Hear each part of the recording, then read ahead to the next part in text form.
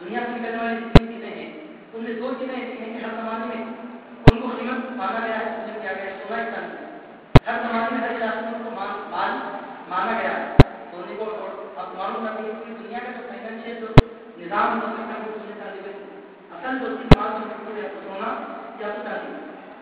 اب یہ currency note جو چل رہی ہے موجودہ زمانے میں جو نوٹ کے سامنے کا طریقہ ہے چند صدیوں سے جو چل پڑا ہے وہ بھی در حقیقت سونے اور چاندی کا بدل ہے. سب سے ویلیو ہے اہمیت ہے. اگر سونے چاندی کا بدل نہیں ہوتا تو قیمت نہیں ہوتی. مطلب یہ کہ اگر کوئی گورنمنٹ نوٹ چھاپتی ہے تو مطلب یہ کہ اس کے پاس اتنا سونا ہے.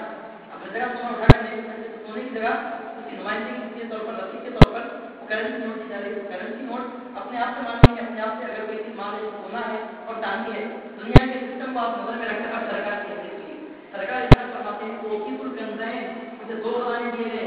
کون سے؟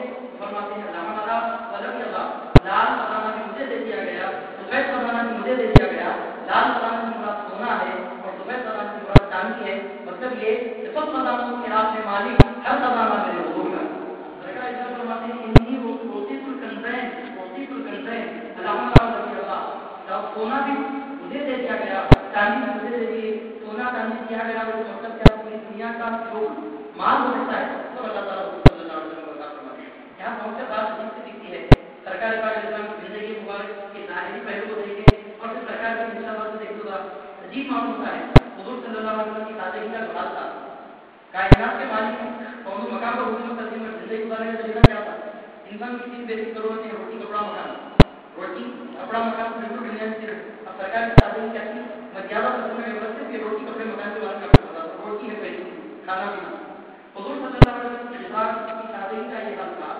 امہات المومنین ارشاد فرماتی ہیں کہ پوری حیات طیبہ میں حضور نبی کریم علیہ السلام نے کبھی ایک دن میں 2 مرتبہ پیٹ بھر کھانا نہیں کھایا. پوری زندگی میں کبھی ایک دن میں 2 بار بھی پیٹ بھر کھانا نہیں کھایا.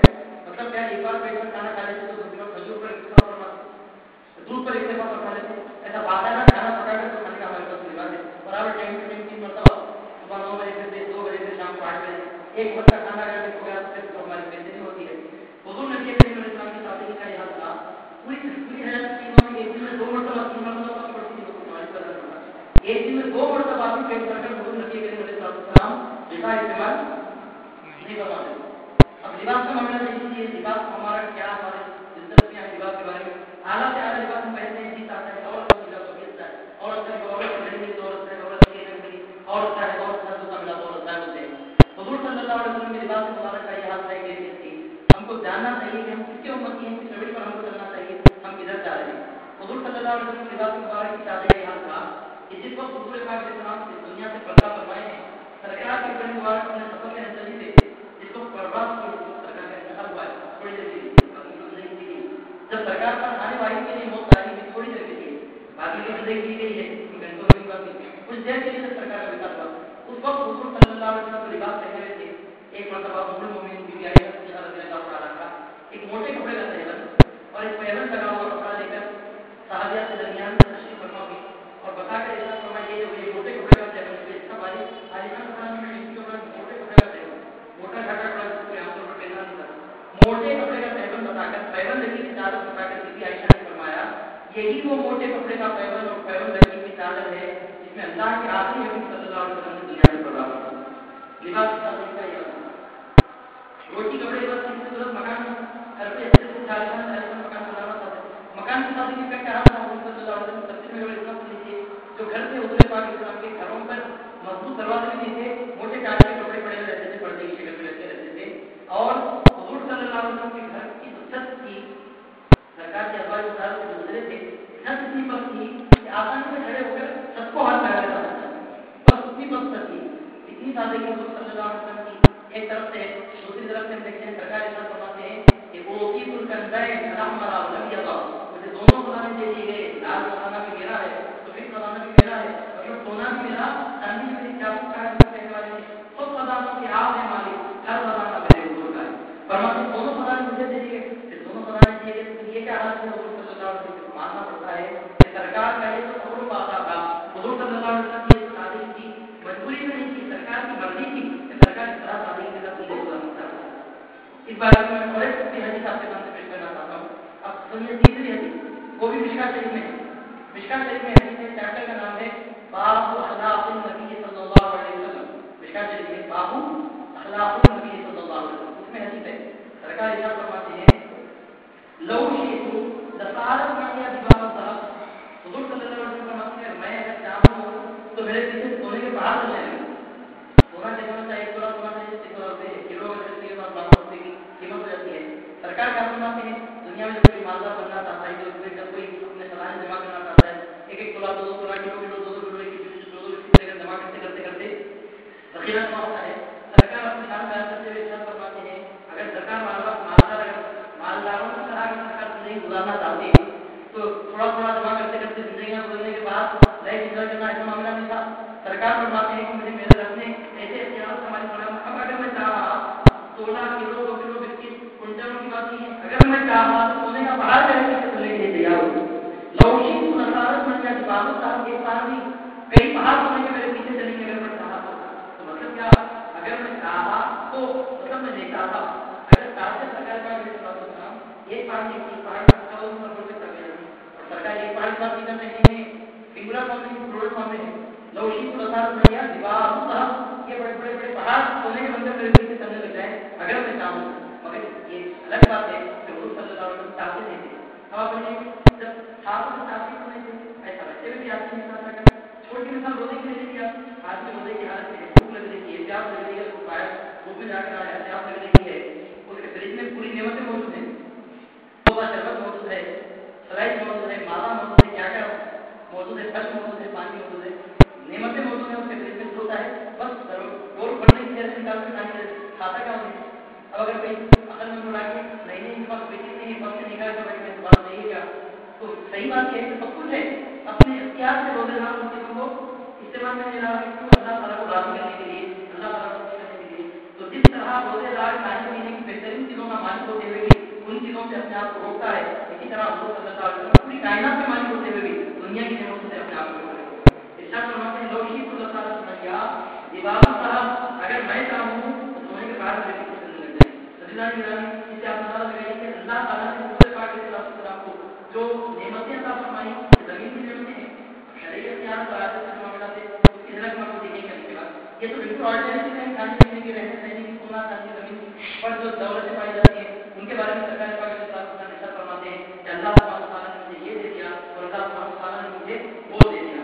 اسی مشکات شریف میں باب السجود والوضوء میں ایک حدیث ہے، حضور نبی علیہ السلام ایک مرتبہ تہجد کے وقت وضو فرما رہے تھے اور آپ کے ایک صحابی تھے حضرت ربیعہ رضی اللہ تعالیٰ عنہ، مشکات شریف میں حدیث ہے باب السجود والوضوء میں حدیث ہے، حضور صلی اللہ علیہ وسلم تہجد کے وقت وضو کر رہے تھے، آپ کے صحابی حضرت ربیعہ سرکار کی خدمت میں پانی ڈال رہے تھے وضو کرنے کے لیے، تو حضور صلی اللہ علیہ وسلم حضرت ربیعہ سے پوچھے سل اے ربیعہ سے مانگ، یہ نہیں سمجھ رہا مانگ کے یہاں پر بہت بڑا معاملہ بتایا جا رہا ہے، اللہ کے سوا کسی کو کچھ دے نہیں سکتا، اللہ کے سوا کسی سے کوئی مانگنا نہیں، کنفیڈنس نہیں، اللہ کے سوا کوئی کسی کو نہیں دیا ہے، کوئی کسی کو کچھ نہیں دے سکتا، 100% نہیں ہے، مگر حضور صلی اللہ علیہ وسلم اللہ تعالیٰ کی عطا کا وسیلہ ہے، یہ بات پکی بات ہے، چنانچہ وسیلہ ہے، وسیلے کے طور پر سرکار فرماتے ہیں حضرت ربیعہ کو چل اے ربیعہ جو مانگنا ہے مانگ لے، حضرت ربیعہ دیکھیں کیا سرکار کی مزاج مبارک کتاب مائل ہے، شاہد نوازوں پر آتے ہیں تو غلاموں کی بن آتی ہے،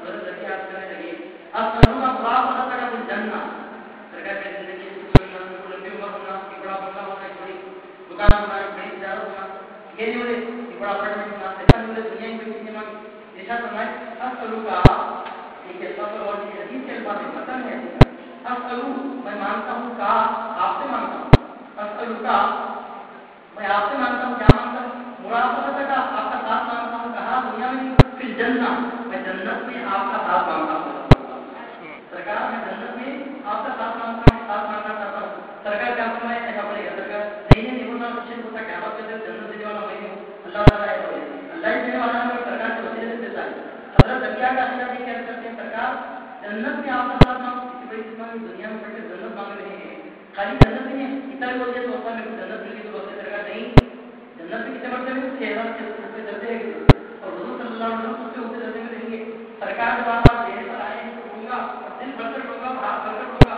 اور گولی بھر کر ہوگا اور نام بھر کر ہوگا، جنت ملنا کوئی خالی جنت ملی ایسا نہیں ہونا، جنت میں تو اعلیٰ ترین مرتبہ ہونا میرے سرکار، جہاں آپ جگہ ہونا ہوں گے جنت میں بھی وہ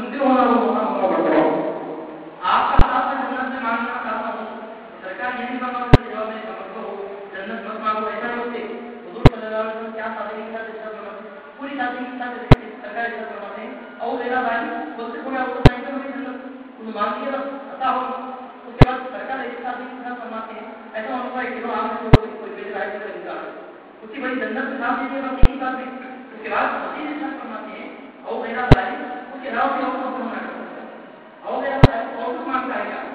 حضرت زکریا بن اسلم کہتے ہیں کہ اس کے بعد وہ مانگنے لگا محنت کرنے لگا فقلت هو بات ہے رسول اللہ. حضرت زکریا کہتے ہیں میں نے کہا یا رسول اللہ مجھے وہی چاہیے. اس سے بڑھ کر حضرت زکریا کو اور مل بھی جا سکتا تھا وہ لے بھی آ سکتے. سرکار کا ساتھ جب سرکار کے ساتھ جنت میں رہنے کا ان کو مقام مل گیا تو اس سے بڑھ کر کیا مانگ سکتے تھے. ضرورت کیا ہوتی تھی مانگنے کی. تجھ سے خدا کو مانگنے کی ساری کائنات تجھ سے خدا کو مانگ کر سب کچھ خدا کو مانگ لیا اس کو مانگ کر اس سے اٹھتے نہیں ہیں ہاتھ میرے اس کو آگے بڑھ. حضرت زکریا نے کہا اسی بات کو کسی دوسری شاعر فرماتے ہیں کچھ اور مانگنا میرے مشرق میں کفر ہے لا اپنا ہاتھ دے میرے سب سے سوال. حضرت زکریا فرماتے ہیں سرکار آپ کا ساتھ جنت میں نصیب ہو گیا اب مجھے کسی چیز کی کیا کرنی لگی ہے میں مانگوں گا. سرکار فرماتے نہیں مانگنا اور بھی کچھ مانگو وہ مل گیا اور بھی کچھ مانگا.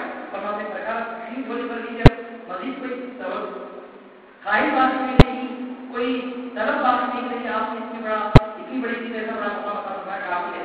سرکار نے فرمایا فاعلنی علامت کا سجود سجدہ زیادہ کر کے اپنے نفس کے لیے تو میری مدد کر تو کما اللہ صلی اللہ علیہ وسلم مطلب جنت تو عطا ہوئی نماز زیادہ پڑھتے رہنا. حضور صلی اللہ علیہ وسلم نے ارشاد فرمایا عزیزان گرامی حدیث پاک میں پتہ چلتا ہے کہ حضور نبی کریم علیہ السلام کو اللہ تعالی نے ایسا موقع مرتبہ عطا فرمایا دنیا میں کھڑے ہو کر سرکار جنت بھی عطا فرما سکتے ہیں. عطا فرما سکتے ہیں جنت اور آپ سنیں آیت میں پڑھیں گے عطا کرنا ایک الگ چیز ہے. جنت سے دعا مانگنے لگی سرکار جنت دیتے ہیں بات دیتے ہیں جنت دنیا میں.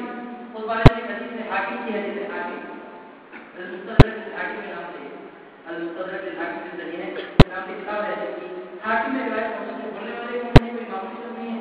سرکار کے صحابی اور ایسے صحابی میں سب سے بڑھ کر حدیثوں کو انہوں نے روایت کیا ہے حضرت ابو ہریرہ رضی اللہ عنہ.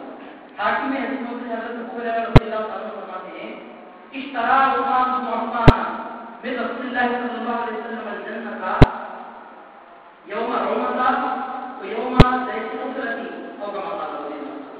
حضرت ابو ہریرہ رضی اللہ عنہ فرماتے ہیں کہ حضرت عثمان بن عفان رضی اللہ تعالی عنہ نے 2 مرتبہ حضور صلی اللہ علیہ وسلم کی جنت خریدی ہے. اشترى عثمان بن عفان حضرت عثمان رضی اللہ عنہ 2 مرتبہ جنت خریدی حضور صلی اللہ علیہ وسلم سے. وہ کب سے حضرت فرماتے ہیں ایک تو روما کے دن اور دوسرے ذات الأسرة کے دن. روما کا مطلب کیا ہے حضور صلی اللہ علیہ وسلم مدینے منورہ میں تشریف لے گئے تو پینے کا پانی بڑی قلت تھی. پینے کا صاف میٹھا پانی نہیں مل سکتا. زمانے میں کنویں پہ ڈپینڈ تھا پورا پینے کا معاملہ.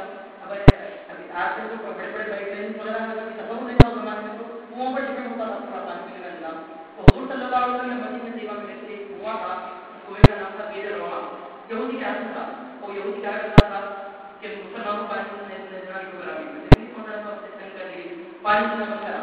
تو حضور صلی اللہ علیہ وسلم فرمائے تھے ہے کوئی کہ بیر روما کو جنت کے بدلے میں مجھ سے خریدے میرے کو کیا کرنا بیر روما قیمت کے طور پر دینا آپ کو جنت میں گھر دے دینا. جنت میں گھر دے دو مدینے میں کنواں دو جنت میں گھر دے دو. یہ کیسی چیزیں ہیں کہ چیزیں ہو رہی ہے پناہ ہو جانے والی زمین پر اور قیمت خرچ کر رہی ہے ہمیشہ باقی رہنے والی جنت. خالی کا پینا ہوتا زمین کے بارے میں اللہ تعالیٰ فرماتا ہے کل من علیہا فان زمین میں جو کچھ اوپر آ جانے والا ہے کسی سے بھی کام اللہ نہیں کرتی گا اس کا حصہ. سرکار کے قدم مبارک نہ پڑھتے تھے ریاض الجنہ والجنہ فراؤ کو بچینا اس کی دنیا سمجھی. عزیزان گرامی حضور صلی اللہ علیہ وسلم فرماتے ہیں فنا ہو جانے والی دنیا میں ایک کیوں اگر کوئی مجھے دے دے ہمیشہ باقی رہنے والی جنت میں وہ گھر جلاتا تھا. اور صحابہ کا یہ ہوتے ہیں سرکار آپ کے سمجھ سے سرکار جنت آپ کی جگہ جنت کو اللہ پر رکھے گا آپ کے سمجھ سے کوئی بول رہا ہے سرکار یہ فرماتے ہیں میں اللہ تعالیٰ سے دعا کر کے جنت دلاؤں گا. میں بیچنا چاہتا ہوں